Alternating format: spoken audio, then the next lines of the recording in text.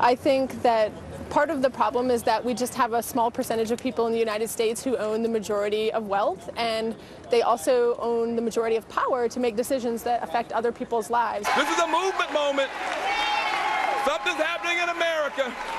Something's happening in America. Don't you give up on this country. Don't you give up on this movement. This is your movement.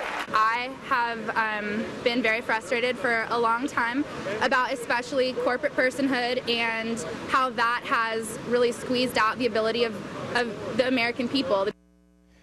Okay, today marks week 3 of Occupy Wall Street, this protest movement that started in Manhattan's financial district. It has now spread to other cities across the country. Demonstrators are demanding an end to what they call corporate greed, but they have no list of specific demands. The protests continue. We're back with the panel. Charles. Well, that's what makes it so interesting. The mainstream press, as you say, describes them as having no clear objective. Well, a protest without an objective is like a party of a picnic of the unemployed and the indolent. Unless you have an objective, what are you doing out there? I was amused when I heard that young lady say that she's objecting to corporate personhood. Well, China 30 years ago introduced corporate personhood, meaning capitalism into its economy, even in an imperfect way. And as a result of that one decision, more people were lifted out of destitution and poverty than any in the history of the world, hundreds of millions. Look, these people are supposedly anti-capitalist. Well, I have news for them. They're about 200 years too late. Protests started a long time ago, and in the meantime, non-capitalist systems have been tried. For example, the Soviet Union, Cuba, or if you like, Greece. They don't work. And one other thing, if there are problems with capitalism, of course there always are, I wonder how many of the protesters are aware that the Obama administration, the one that I would bet 90% of the demonstrators supported in 2008, has supposedly attacked all of these problems of the greed and the excesses in a bill it passed last year, whose regulations are being written now, which supposedly was going to cure the excesses and the heavy risk and the use of the government to bail them out, and was going to introduce fairness and efficiency into the system. And I wonder why they aren't protesting administration that, in their eyes, has not succeeded in doing any of that. Some liberal columnists, including E.J. Dionne, others, have said that this is the beginning of a movement on the left like the Tea Party is on the right. Right.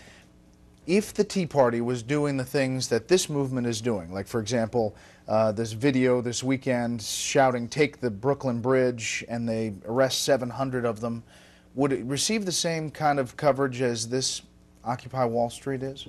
Well, Tea Party gets a lot of coverage. I don't get your point. Well, I mean, is it the same as the Tea Party, do you think? And is it being treated the same? No, Tea Party is much bigger. I mean, the Tea Party has had much more effect. I think you look at the 2010 elections, and I think the Tea Party is a major force there. I think the Tea Party is a major force in what we see so far of the Republican nominating process. These people are a budding movement, started, as you said, September 17th. It's now spreading nationwide. We've seen it pop up from Pittsburgh to LA and San Francisco. So it seems to be growing. It seems organic in that sense, but we don't know where it's going. We don't know if it will last. So far, again, to pick up on what Charles says, there does not seem to be any coherence to the message. There are a lot of young people, and we know that young people are having a hard time finding jobs.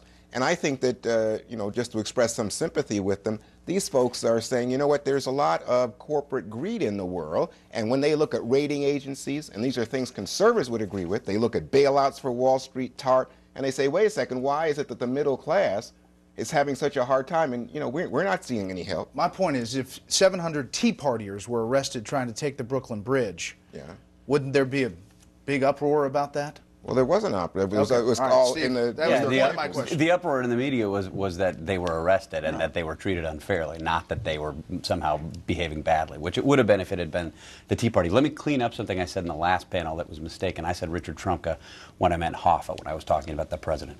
I think if the left wants to embrace, if Democrats generally want to embrace these protests, That is a perfect thing, as somebody who doesn't agree with them, for the Democrats to do. When you look at the kinds of Marxist language, and this is not exaggeration, true Marxist language that's coming out of this, the redistributionist agenda coming out of these things, the silliness that we're hearing from Roseanne Barr and others, I would say to E.J. Dionne and everybody else, embrace these protests. I think it'll be great for your party, great for the country. And just one final note about the incoherence of this whole thing. The protests are called Occupy Wall Street, and there are protests taking place across the country. Think about that.